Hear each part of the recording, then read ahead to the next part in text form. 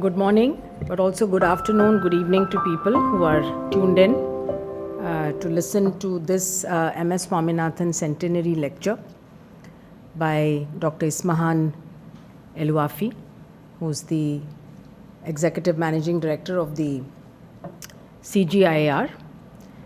Ismahane was formerly the Chief Scientist of the FAO, and that's how I got to know her when I was at the WHO, and we worked on few things together.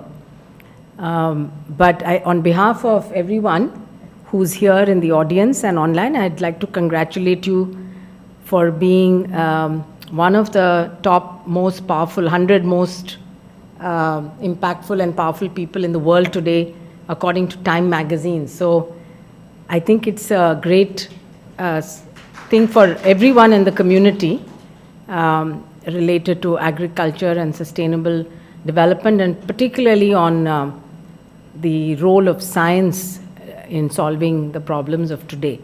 So we were all delighted when we saw the news, and I'd like to call Dr. Gayatri to make a formal introduction before we hand it over to you for your lecture. Thank you. And you're following in the footsteps of a series of really eminent people who've been giving the centenary lectures so far. Thank you very much for finding the time. So, welcome Dr. Elouafi. Just a brief introduction about her. She's the Executive Managing Director of the CGIAR. She's a distinguished geneticist with a very strong background in agricultural research and food systems. And her extensive expertise spans wheat breeding and diversification of food sources, including impactful work on halophytes. And I think that's something also that MSSRF shares an interest in. She's been previously Chief Scientist at FAO and Director General at ICBA. She has served on boards of many expert panels, and including the GCA and the IFPRI. And currently her talk today, Feeding the Future, Building Resilient Food Systems Through Three Aspects: Science, Scale, and Partnerships. So these three aspects will be the thrust of her talk today. So we look forward to hearing from you, and the stage is all yours. Thank you. Thank you very much, and good afternoon to all the colleagues. Thank you so much, Dr. Swaminathan, for the invitation and for having me one of the speakers for the very famous and very prestigious Centenary Swaminathan Lecture Series. It's my pleasure really to be with you today. So basically, first, let me just express how happy I am to be with you today, how overwhelmed I am to be part of the very eminent scientists and policymakers that had the chance to give this lecture. So I'm really grateful to my dear friend, Tomia, but also all the colleagues in the Swaminathan organization that are really following up with development and following up on trends and following up on both challenges and the promise of doing better in the future. So the presentation is titled Feeding the Future, Building Resilient Food Systems through Science, Scale, and Partnership. And I want to really focus on how could we do it through science, how could we do it through scale and partnerships. I think really the Swaminathan, Dr. Swaminathan has put the foundation for everything we are doing. He is rightly so very much known for the Green Revolution in India, which was basically the biggest hit or the biggest success when we talk about Green Revolution. And his say, thinking of the future today and tomorrow, must be not in conflict, but with each other. And that's what he calls sustainable development. It's a very important statement. It says that as we are thinking about what we are doing today, as we are thinking about tomorrow, economists will always draw you towards trade-off. But really, he is saying that, no, we shouldn't be so much in conflict. What we have to look at how could we really do things that are positive for today and tomorrow? And that's the sustainability link between today's challenges and the future challenges. If you talk to foresight people, they will tell you, yes, the way to do it is to project yourself in the future for as long as you can. The most known one is Three Horizon over 30 years, and then you backcast it to come back in today. And that's why do we need science today more than ever? How could we have that sustainable development that Dr. Swaminathan talked about much before everybody started talking about it? How could we have it? And I think the only way for us to have it is to bring in more science to bear. It's to bring in more evidence to bear. It's to make that strong linkage between science, evidence, and policy. And we need it today more than ever. And I think I don't need to preach to you. You know as much as I do how important it is for in terms of climate change and how much adaptation is at the heart of everything we need to do in agriculture. We know about the land degradation and the numbers are scary. So there is an urgency to act quickly. And of course, beyond all of these things, it's really malnutrition and the number of hungry people that is on the go, it's growing since 2017 as much as that. With some fluctuation, but the trends, it's not going down, it's going up. And within that spectrum of almost a perfect storm, multi-challenges that are very interconnected, the only way out is really science and evidence. And that's where science is not optional. Science is a must at this case. It's the only way for us to really transform our agri-food system towards more resilience, more sustainability, more inclusiveness, and particularly more efficiency as well. So the role of science is to help particularly smallholder farmers. It's very important. One reality that is facing us all as scientists and as science generators is that unfortunately we have a lot of solutions that are not making it to the farmers, particularly the 550 million small-scale farmers that needs it the most. So definitely science could and should help small-scale farmers to produce more, but to produce more sustainably and develop also resilience within those communities so that they are not continue to be the most vulnerable to the climate change. That's where for CGIAR, and we have it across all our work, working for small-scale producers, small-scale farmers, small-scale fishermen, small-scale foresters, small-scale herders, it's very important. The small-scale producers, I mentioned the number 550 million farmers, but also what we need to know is that they are still producing 1/3 of our global food, and yet they are very vulnerable to climate change. Within the CGIAR, we are famous mostly for our genetic work, but also our policy work and other work, agronomy work. But really the way that we are really trying to prepare the small-scale producers for the future, it's through really to adapt to the extreme climates.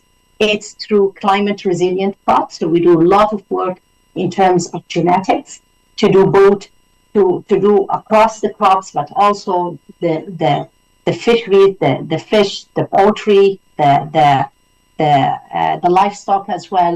We are doing resistance to drought, resistant to heat, and resistant to salinity. And as we know, those abiotic stresses are very complex genes, and normally they are quantitative trait loci that we are looking for. And we do a lot also on resources management, particularly water resources management, but also land management.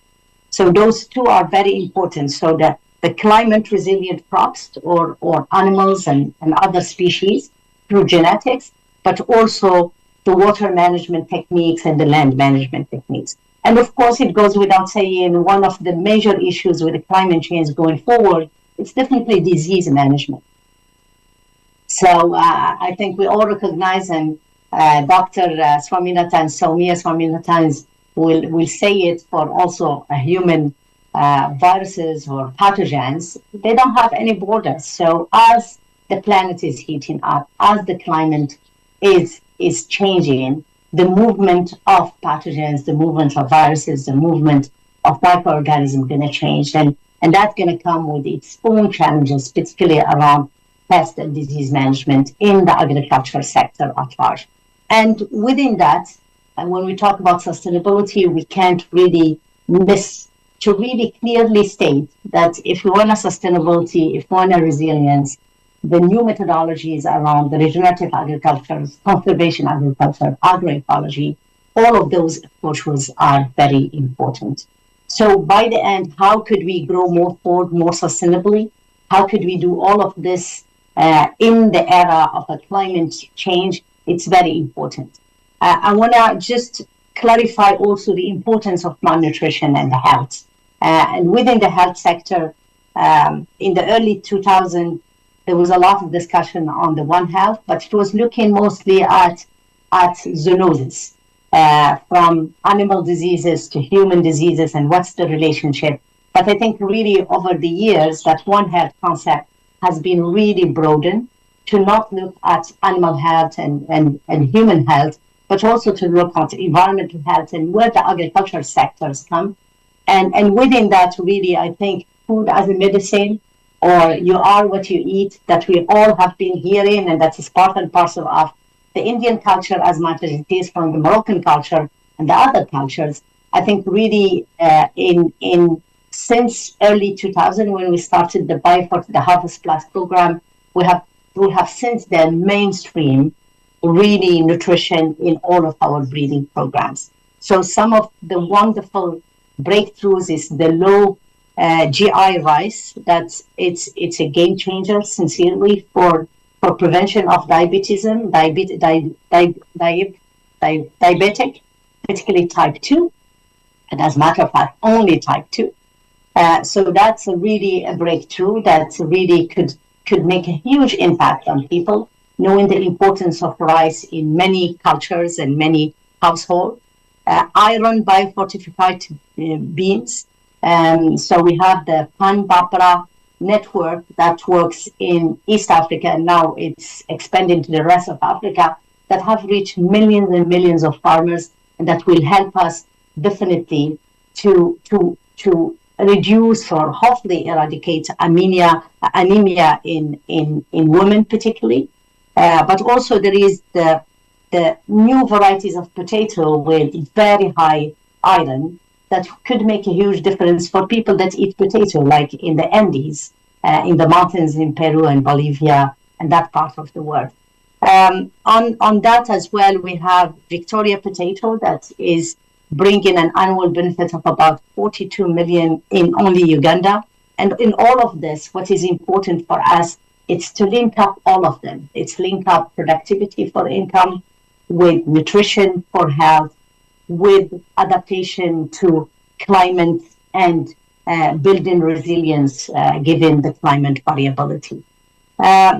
Within all of this, I think really you are as excited as I am as a scientist with all the development in the digital era.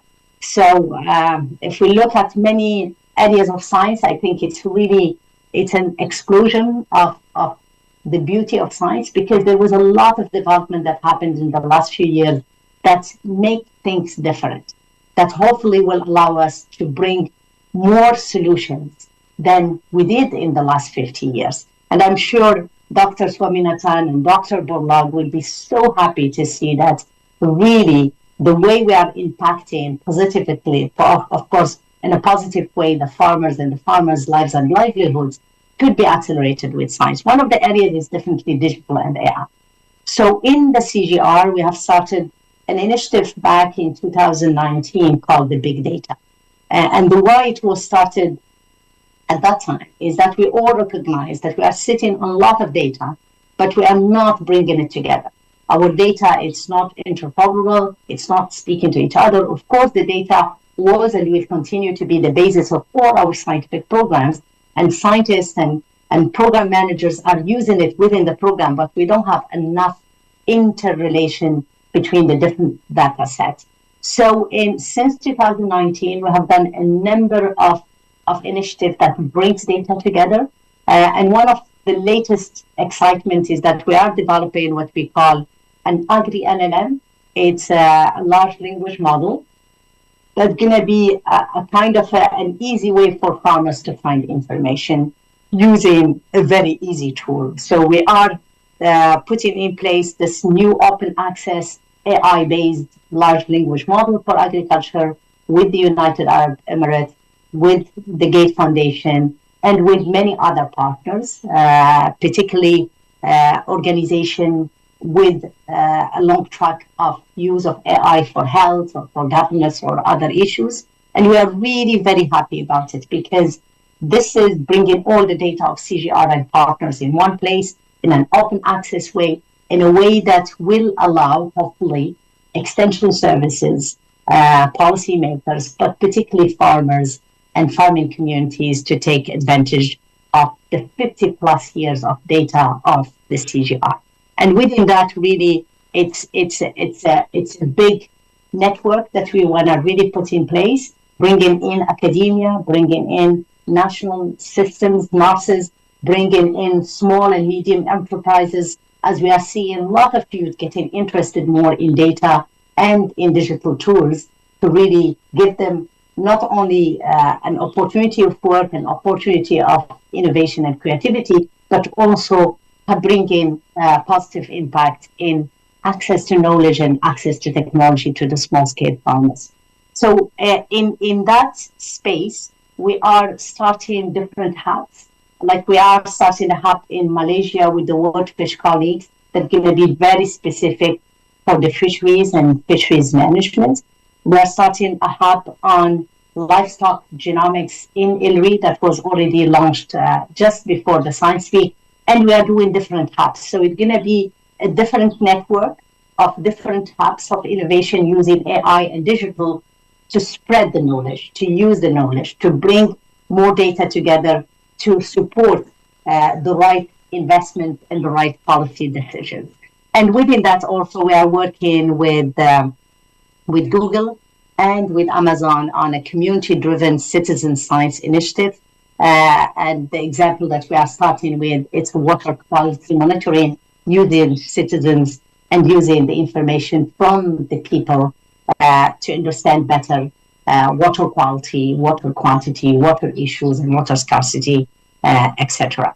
One new area also that we are really very interested in, and the reason behind is that, unfortunately, based on the data of the world, when we talk about refugees, when we talk about conflict zone, when we talk about reconstruction and post-conflict, most of those communities are in drama, and they are in a very difficult situation, not for weeks, but for years. And it's really heartbreaking to know that whenever a war starts or a displacement starts for other internal issues, political issues, climate-related issues, it's not something that gets resolved within weeks or months. It takes really a very long time. And within that, we have started about 3 years ago a program on fragility and vulnerability and helping communities in those situations. And we start working with UNCHR. We start working a little bit with UNICEF, with WFP, looking at how could we as CGIAR help those communities to produce their own food, to stop being really more vulnerable in terms of at least food security and nutrition security. So within the new program, what we are doing, it's really expanding that program because we saw a huge impact, like in Sudan, in the latest war that happens in Sudan, but also in other parts of the world. And now what we are looking at, it's a kind of a regional also support, for example, for the Sahel region, or also how could we bring in new technologies where you get high density nutrition production systems in a very small areas with very little resources. Many of the times of these communities, they don't have access to land, they don't have access to water, they don't have access to resources nor technology. So it's a difficult situation. and in difficult, completely ecosystem and context. But given that we're going to be working with organizations that have been there for a very long time, not only UN organizations, but also NGOs, and that's what we saw in Sudan. In Sudan, everybody left, of course, because there is a war, and that's what happens in any war. But the local NGOs, the local people stayed, and those were the vehicle for us to work with them. So that's on the science. On the scaling for the scale and the partnership, what I want to focus on is really what's in it in the new portfolio that we are putting forward that will cover 2025 to 2030. And what we have here, it's really bringing all CGIAR together. So it's bringing the 10,000 scientists that work across the 13 centers in one single portfolio. And what we wanted to clarify or to put it together is to have critical mass. You want a critical mass in breeding. You want to have critical mass when you talk about agronomy. You want to have critical mass when you talk about, for example, policy innovations. So that critical mass happens when we bring all the centers together as one CGIAR. And we saw it in this portfolio. So we have 8 science programs that covers really the most important issues when we talk about transformation of food, land, and water in a crisis climate. So the first program is Breeding for Tomorrow. The second one is Sustainable Farming. We have Sustainable Animal and Aquatic Food, and this is a new area that we have been working on for many years, but what we are trying to put here, it's an emphasis on the need of more proteins, more micronutrients from aquatic and animal source food, multifunctional landscapes. We have better diet and nutrition, climate action, policy innovation, and food frontiers that include the conflict, but also include small-scale islands or small states or big ocean states as well. So those 8 science programs are very scientific, and they are really large at that scale. To put them in place, we are using what we call a program called Scaling for Impact. And this is one of the exciting areas that we are getting into, which is really working more closely. We have been working, but maybe a little bit remotely from the NGOs, from the development agencies to get to the millions, because we can't have impact if we stay in the thousand. We need to get to hundreds of thousands, millions of farmers, so that the impact is substantive. And to support all of this, we have 4 accelerators. We have 1 accelerator on digital and data. We have 1 accelerator in gender and social inclusion and youth as well. And we have a 3rd, which is capacity sharing. And the 4th one that changed from this slide is Gene Bank as an accelerator, given that the Gene Bank resources are important for all these science programs. So this is the most ambitious CGIAR program that we have put in place over the years, particularly as we are bringing one CGIAR together. It's about $6 to $12 billion to support 100 countries from 2025 to 2030. It aligns research with urgent macro challenges. So we are building in also flexibility to make sure that those challenges are well addressed and that as things change, we are ready to be flexible. It's multi-stakeholder input. Definitely, we are still putting the emphasis on the SDGs as our target is by 2030, and we're aligned with the target of the SDGs. Always smallholder focused, and it's about really going to scale. And that's why Scaling for Impact is a program that will bring all the technologies and the innovation and make sure they make it to the farmers' field. So one of the ideas that we are really building in the portfolio is that there is no one single solution that's going to solve it all. Not a technology, not a policy, not even a financial foreign finance in one area. It has to be a bundle of many things, bundle of a number of technologies. And that's why the science programs are very interconnected, and the Scaling for Impact brings them together. So you can't have a technology only in genetic without the soil management or without the nutrition. So it's all interconnected. So we are really using the bundling of technologies, the bundling of innovation, the bundling of policies and regulation that make the environment conducive for scaling and for positive impact. We are putting in place a very strong media program in terms of monitoring, and we are really very much context specific. So everything we do, and that's why we are very focused on certain countries. Yes, we are in 100, but the mega program is going to be in some of those 100 countries because the local adaptation, the local scalability, the local partners are very important. And the accelerator are very important because they are called accelerator because we want to do things much more quicker. In the grand scheme of things, we said we want to alleviate 182 million people from malnutrition by 2030, which is a very huge target, and all the programs are feeding in. So all of this couldn't be possible without a proper partnership, and I think really we don't stress it enough. Partnership is key. We can do things given the mega challenges, given the geopolitics, given the globalization that we have been living in for decades, given the interconnectedness of human being that between us as we saw it whenever there is a dramatic or a pandemic or war. So there is the interconnectedness, it's a reality. And that's where really when we talk about global issues and global targets like alleviating 182 million from malnutrition, we can do it without really very strong national collaboration, regional partnership, and global partnership. So, and within that, really the co-creation of the programs, I'm very happy that this program that I talked about has been developed over a year in collaboration with many stakeholders. And I hope some of you were with us in the Science Week, where we tried really to present the programs to the colleagues and continue to take feedback from them. It's a 6-year program, so we are really willing to bring in partners as we are starting to implement it. And all of this, it's the only way forward for us really to make sure we co-create together. What we do is context specific, and it is emanating from a need from the local farmers and the local community. Public-private partnership is a must. Private national development.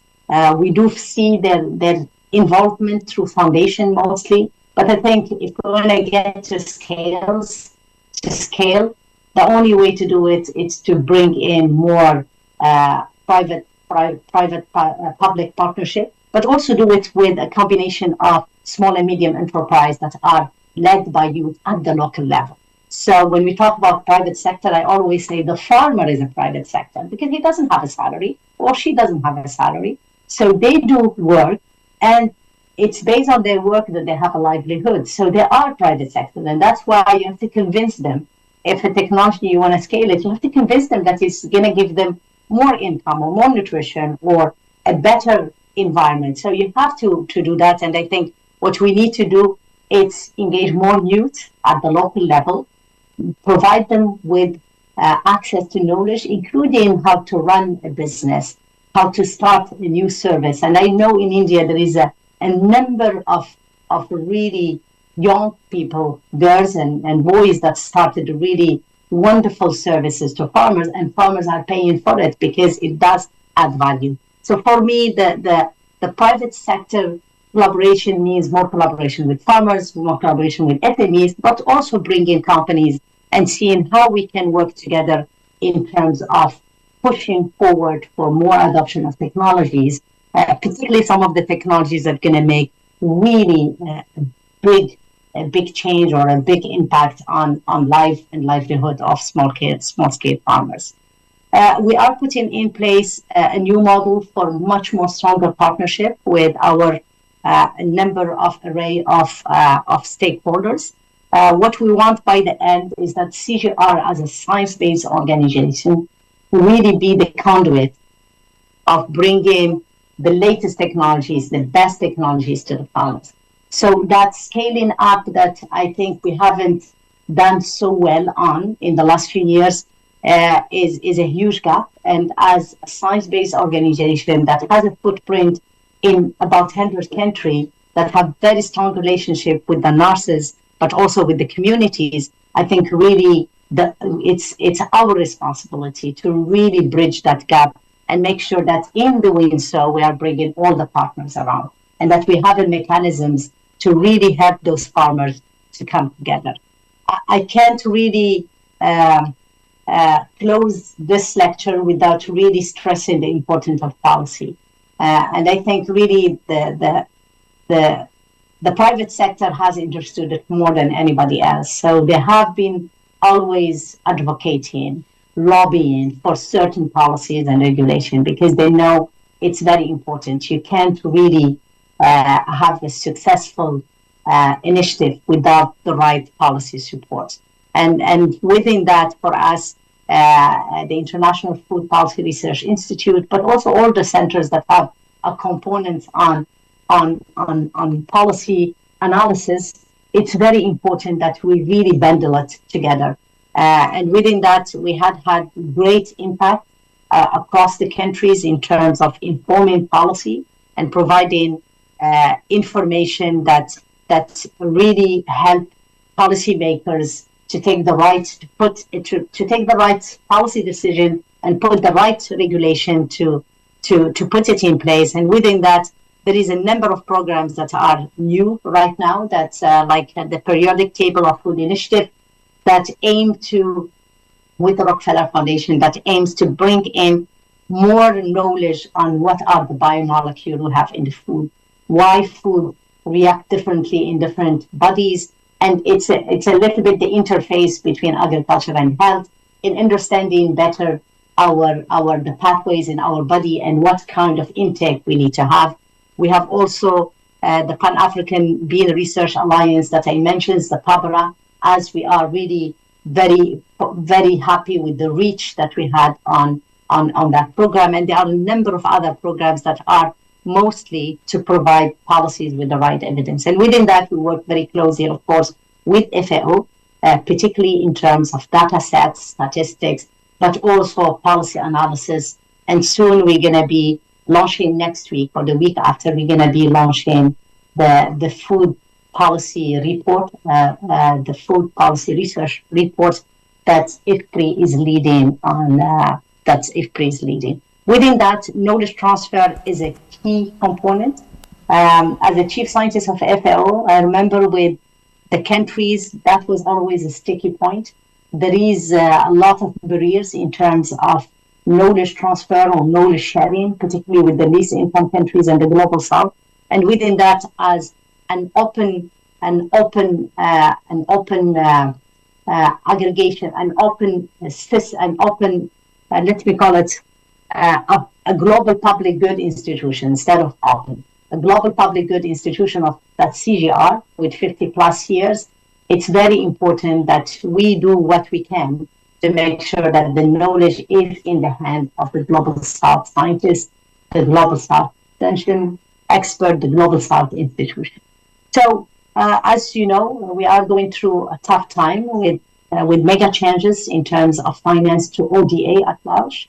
And given the challenges, myself have been for the last few years to all countries to put at least 3% of their GDPs in science, and particularly 3% in agriculture incomes in the science of agriculture or agriculture food and then systems. And I think as much as the high income countries should do it, but also the low income countries, if we don't invest in science, we don't have solutions for tomorrow, and we're going to be doomed.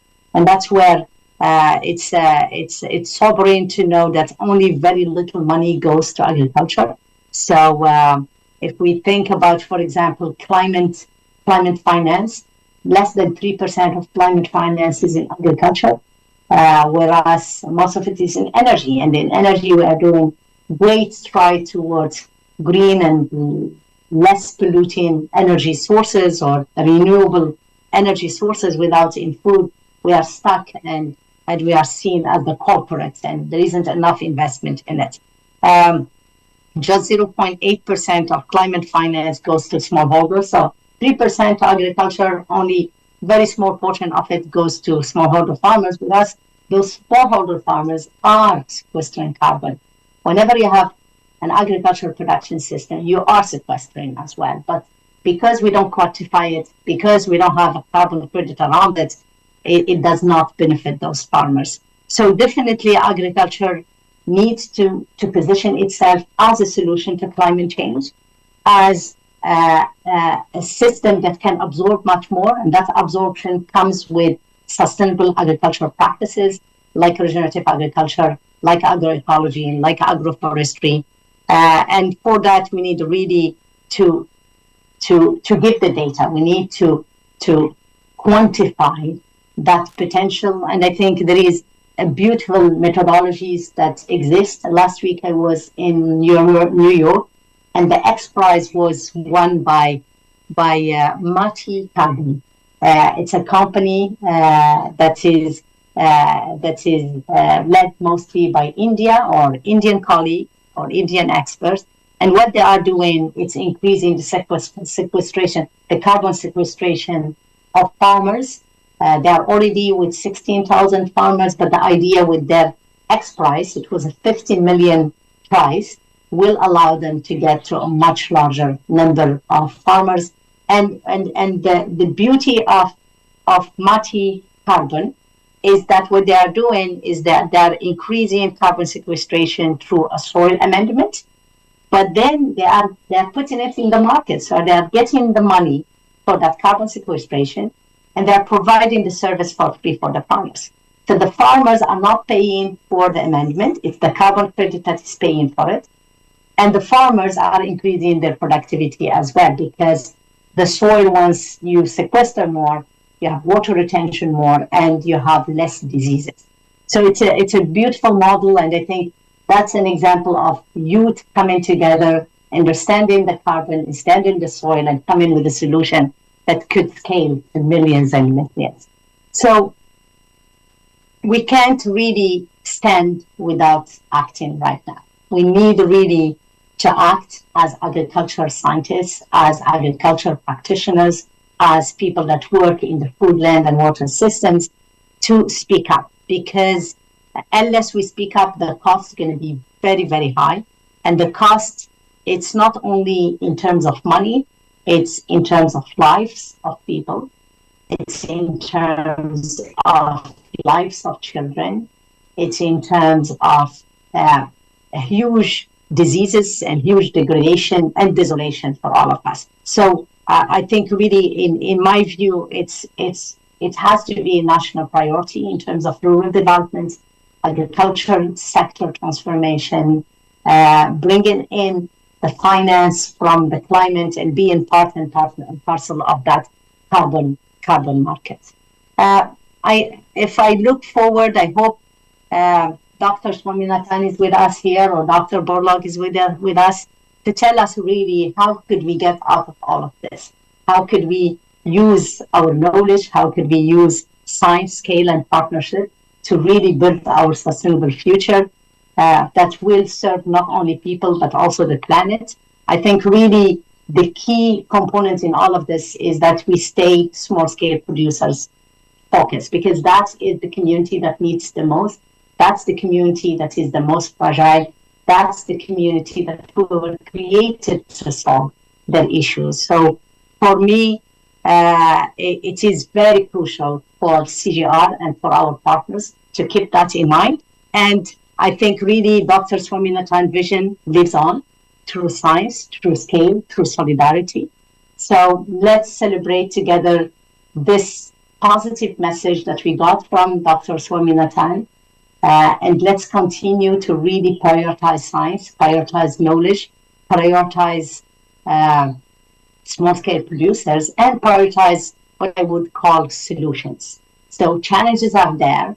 We need to take those challenges heads on, and we need to bring solutions, but bring solution at scale, because if we don't do it at scale, it's nice for a publication, it's nice for a lecture, but it wouldn't do the impact that we are all looking for, which is really helping others to have a better life. And with that, thank you very much. So thank you, Dr. Ismahane, for so beautifully summarizing pretty much what MSSRF does. Look at small scale holder farmers, look at gender and climate as a cross-cutting theme. And also, I think your talk, in the first talk, Dr. Ronnie Kaufman had emphasized on the importance of how initially breeding was really a public enterprise. And I think you've emphasized here why public-private partnerships are now going to be really important in achieving what we want, if we want climate change, make a difference with climate change for the smallholder farmers. So I think now with this, we would have the floor open for discussions. So we'll first take maybe a few questions from the audience here, and then maybe for the people online, you may either raise your hand or type your questions in the chat box. Thank you very much for your lecture. The question I have is, you mentioned about the low GI rice for diabetes prevention, and I would like to know which part of the world this was done and whether it has been scaled up, and whether with consistent continued yields you were able to maintain the low GI component of the rice. Thank you. So the low GI rice was done in different breeding programs, but both at ERI, but also Africa Rice. And what they have now is what they call extra low GI as well. So it's, my understanding, it's already at scale in many countries, including in Philippines. In Philippines, there is a huge problem of diabetes type 2, and it has really gone at scale in Vietnam, in Philippines. On the African continent, I don't know the details really in which countries it went at scale. But my understanding is it's a low GI. There was the genes of certain genes in the rice genome have been identified and have been used using marker-assisted selection to make sure to fix those genes in different varieties. The connection with productivity, as far as I know, it's not a negative correlation, and hence there was a possibility of having low GI or extra low GI with the right productivity of certain rice varieties. What I know as well is that, and because my mom is diabetic type 2, and I brought her low GI and extra low GI, it takes longer to cook. So it has some hardiness in it, and hence it's a longer cooking time. But in terms of taste, it's excellent. In terms of texture, it's excellent. So the only comment I got from my mom, I didn't read it on a paper, but it's on cooking time. That is longer than normally. Yeah. Thank you for your insightful lecture, Ismahane. You were mentioning about the scaling science with innovation, bundling approach. So in the bundling approach, you have mentioned three things. One is technology, finance, and knowledge. But when we are working with small and marginal farmers, most of them coming from the marginalized ecosystems, especially women, what about the social capital and social networks? How do you bring that as a kind of an fourth bundle into the innovations? Thank you. That's an excellent question, and I think it's an oversight. We are the bundles, like even on the technology, it's not one technology, it's many things. So I think the social side of it is very important, and particularly in the latest years, we have really seen that behavioral science could do as well as technology, and there was a number of trials that were run, be it on disease management in poultry or water management in scarce and dry lands, that showed the social is very important and the behavior is very important. So I'll make sure to add it, because that's a very important component.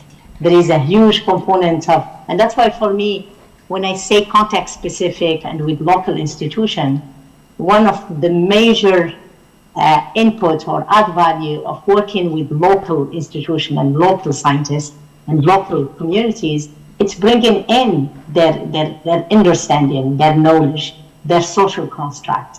It's very important. If you don't do it, it's like pouring water on the sand for me.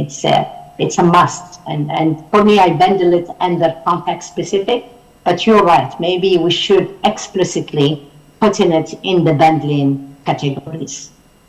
Thank you. So we have Dr. Madhura Swaminathan who's raised a hand. So Dr. Madhura, maybe you can just pose your question. Good morning, Ismahane, and so nice to hear you. And I think you've given an excellent presentation of the CGIAR strategy. But and you're very optimistic. But as an economist, I'm going to be a bit of a pessimist because I think what was really worrying, is the financial situation. And you said that unlike the last 50 years or more, the dependence or reliance on public finance, this is the reality of the world, particularly from the developed world, is becoming very, not just low, but very unpredictable. So in that sense, yes, we have to look at all types of finance wherever it's available. But I, as someone who works on the field here in India and with small farmers, I want to raise a question about blended finance, carbon markets, and such like.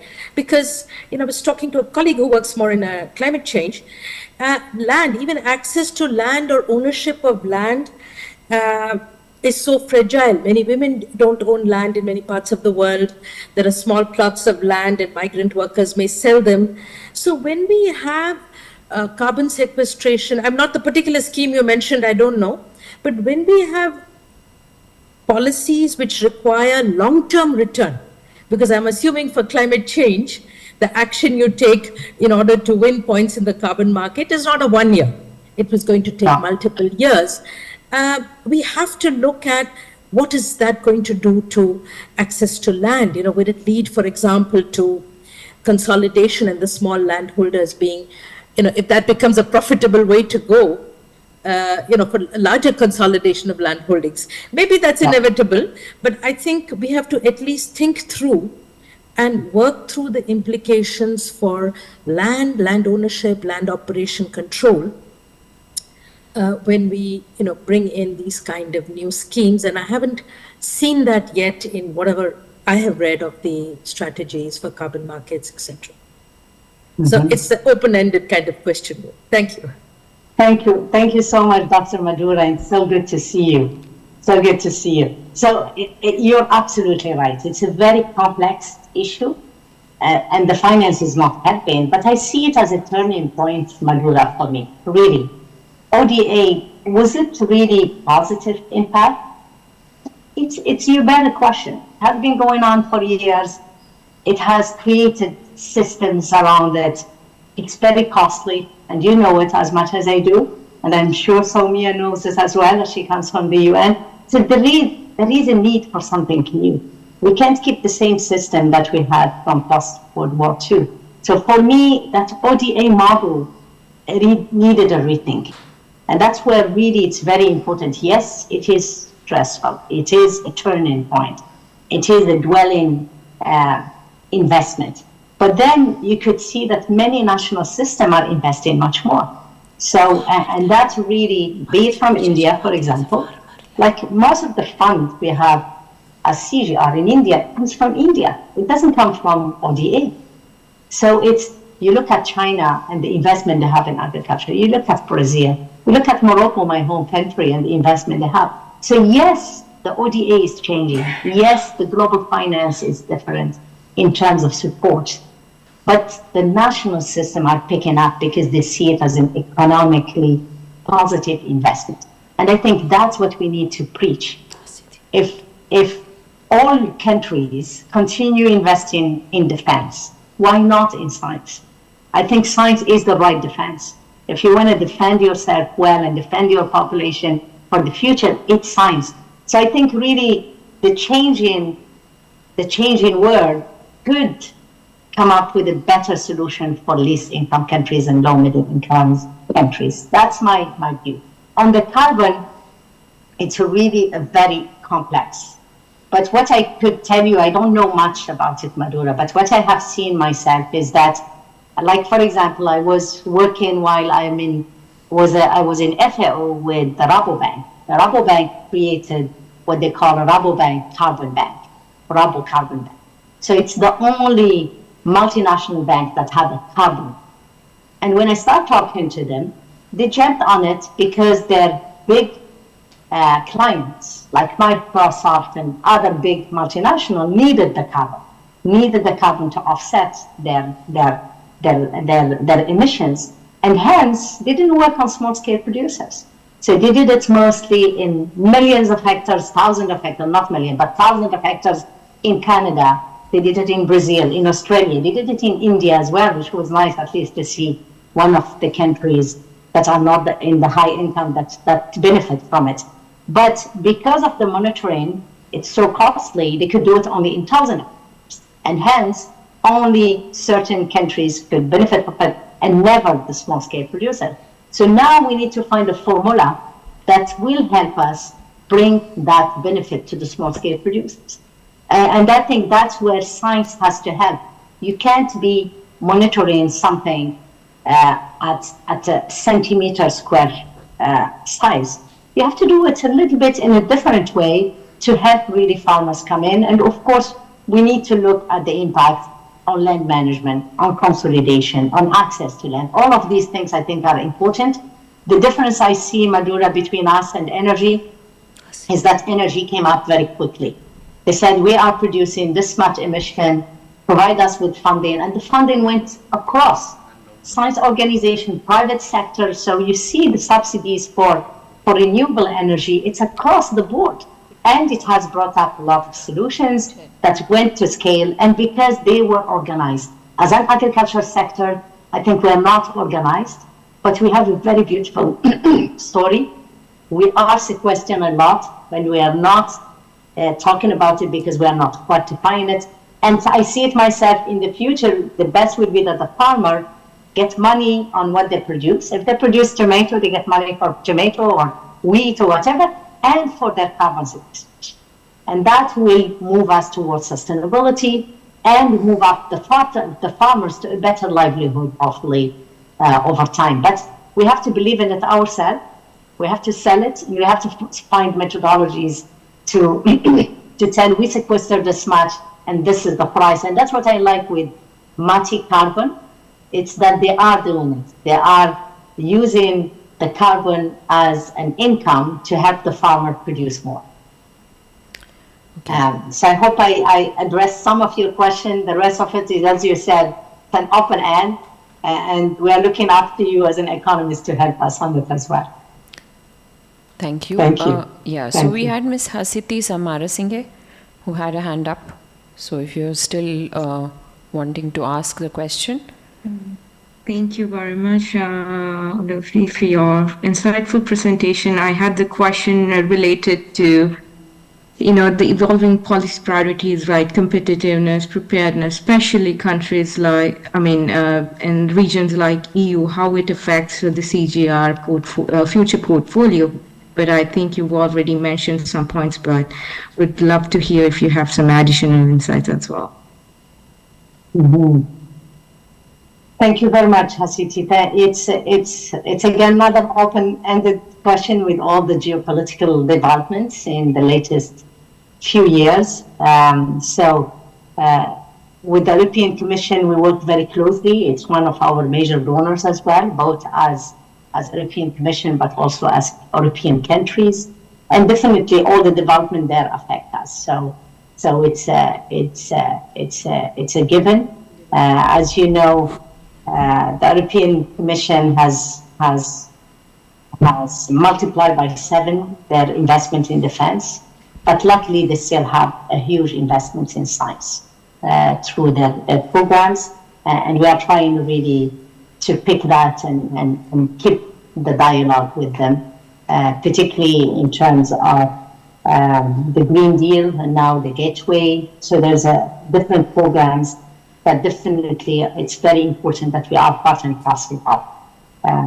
There is the changes also to the common agriculture policy. So there's a number of changes that are happening, and we are in close collaboration with them to make sure that we do provide our own analysis, but also we are part and parcel of the investment in science, particularly bioeconomy and a few other areas. Yeah. So you have Mr. Vijay Javandia, who's a farmer and a farmer leader at that. So I think he has a question that he wanted to ask. Mr. Vijay? Yes. Yeah. Thank you so much. I am very much impressed, and I will say that I am resonating with your thoughts. Actually, whatever you were saying, it was coming from my heart. And you have rightly answered the question of Madhura about the economics. But what I see, what Swaminathan ji has said during Green Revolution to increase production per acre, but then as a Farmers Commission chairman, he said that income of farmers must increase, and which you rightly said, that what money he gets. But today's situation, what I see is that when the country's economy developed, the small farming becomes non-feasible. And now the future struggle between agriculture is industrial agriculture and family farm agriculture. And only science and technology will not help in winning this fight of small farmers against industrial agriculture. So what is your opinion on this? Yeah, thank you very much, Vijay, for your question and for concurring what I said earlier. So it's a big issue. Definitely, I mean, it's hard when you look at the farming communities and you find that there is very little youth and there's very little succession. Most of the young people want to go and do anything else but agriculture.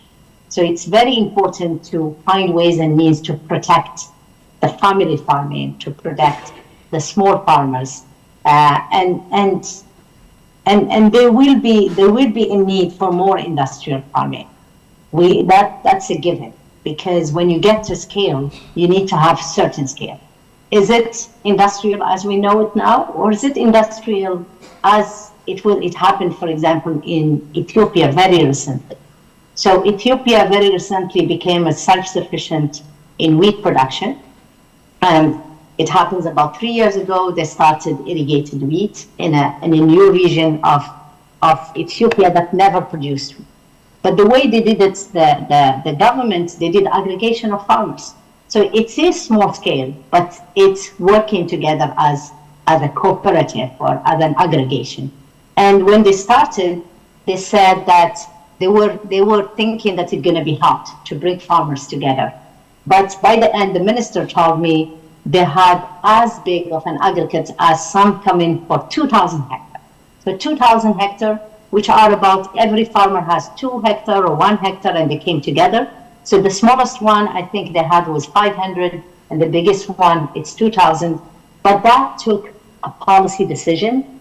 It took a political willingness to do it, a political leadership, and providing the services to the farmers.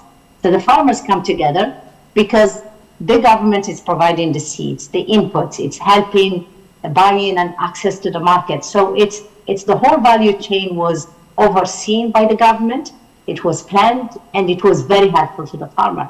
So for me, I think really maybe the aggregation of farmers that are that they can organize themselves. They can organize themselves, work together, plan together, strategize together, access the market together. It's very important, and that brings us back to the community. We need to go back and work as a community. We can't keep working as individuals. And in rural areas, as far as I know, people work together. So maybe it's helping them to auto-organize. Otherwise, the industrial agriculture that we know it now, which is mostly multinational, going to take over. That's my take on it. It's my own opinion. It's not backed up by any data. It's just my own feeling and my own opinion, Vijay. Thank you. Thank you. Yeah. So I think we'll take Dr. Bindu Nishal next. She's currently leading the International One Health Incubator and Agri Innovations at IKP Knowledge Park in Hyderabad. Good to see you, Bindu, here. Yeah. Please thank go you ahead. so much, Samia. And thank you so much, Ismahane. That was a brilliant, very beautifully and passionately given presentation. Thank you very much for that. So I am speaking from IKP Knowledge Park, as Soumya mentioned. We are a science park and an incubator, and we support startups. And I lead the agri vertical. So we have a number of agri startups. We are currently running a program where we have identified startups. It's a grand challenge with the government of India. And alluding to what Vijay said earlier, it is with the intent to find agri-tech solutions that will help increase farmers' income, especially the small landholding farmers. So with that in mind, I wanted to ask you, as well as Soumya, can we create, you mentioned about blended finance and science and innovation as the way forward, and I totally agree with you. But I was wondering if there is a way forward where these agri-tech innovations, which have been vetted and gone through validations, can we create partnership opportunities under the CGIAR umbrella, where they will be able to deploy their technologies globally? So any thoughts on that? How can we proceed with that? Because I see that's a low-hanging fruit. These are agri-techs, they are doing well, and they will directly benefit a small landholding farmer. Well, excellent question, Dr. Bindu, and I say yes, definitely. I think the scaling for impact, when I talked about scaling innovation, it doesn't need to be the innovation from CGR. It's CGR and partners, and particularly if we have startups that are already vetted by an organization like yours and have already shown its add value, we will be very happy to work with you and see how we can scale it. South-South collaboration is super important for us, and we are putting it as one of the pillars in scaling for impact. So I'll be very happy to connect you with the scaling for impact and look at how we can do so. For me, I mentioned Carbon because I want to use Carbon also to scale up. It's not something that we did. We have some data that corroborate what they are doing. We have some data in countries where the soil that we're going to use is slightly different, maybe higher in magnesium, maybe lower in other micronutrients. But it's important that we hook up with organizations like yours and we use your system to scale up innovations that will benefit farmers. The answer, yes, with great pleasure. Sounds great. Thank you so much. Look forward to that. Thank you. Yeah, so the next question is by a weed scientist, Mr. And Soumya, I'm sure Soumya might also want to come in and answer to your questions whenever she comes back. Okay. Yeah, so the next question is by a weed scientist, Dr. Narayana Rao Adusumili.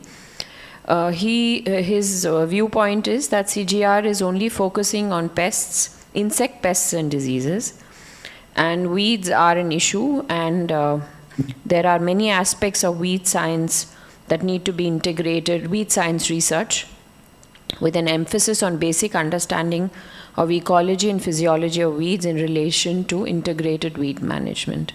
So would you have anything to comment on that? No, thank you very much. I'll pass the message to the expert. I didn't know that, so thank you very much for your comment. Yes, Professor, and I'll pass the message to our chief scientist so she can look into it and discuss it with the weed scientists. Yeah. Thank you, the weed colleagues. So we have Mona Hassan Ahmed who has a question. Could you please elaborate on the types of support CGIAR provides to conflict-affected countries like Sudan? So what we have right now, Mona, is a program called Conflict, Fragility and Migration, which was funded by a few donors. And what we are doing, it's mostly different trials. Like, for example, right now in Syria, we are, over the last 2 years, we have been doing seed production in Syria and providing it to farmers through local NGOs. In Sudan, particularly, we had intervention that were on providing input to farmers and knowledge as well in sweet potato, in wheat, and in barley and many other crops in Sudan. So it was mostly making sure that the farmers continue to producing and that they have what they need to continue producing as the war was happening, and providing the whole value chain. So it's support through the production, the processing, and the market. And that was part and parcel of an initiative that started about 3 years ago. And luckily, we were already in Sudan. So that's where then when the war happened, it was very important to continue the work and continue the support of those displaced communities through support with the input and the knowledge. In Syria, for example, you know that ICADA used to be based in Syria. So ICADA has to be displaced out or has to move out, and created hubs in other countries like Morocco, Jordan, Egypt, India now as well. So what happens in Syria is that we continue working with the national system and the national organization. And once there was enough security for working in Syria, the first things we did is that during the war, that took very long. It started back in 2011, and it has been ravaging most of the wheat production areas, for example. So what we start doing as soon as we could, it's going back to the latest varieties that we were still trying in the region, particularly in Jordan and in Lebanon, but also with the data that we got from Morocco, from Ethiopia and other places, and start producing varieties and providing farmers with the improved seeds to increase their productivity. So that's what we were able to do so far.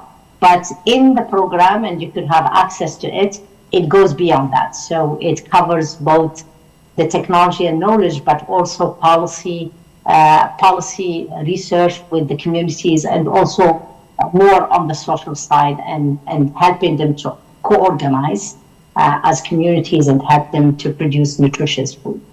So thank you, Dr. Ismahane, for so widely illustrating what all CGIAR does, and also illustrating how it's working in conflict-ridden areas, probably new area, and all the partnerships, the science and the scale that we need to implement to work for climate resilience. So thank you very much, people who are online and those who have been here at MSSRF listening to us. Thank you very much. Thank you.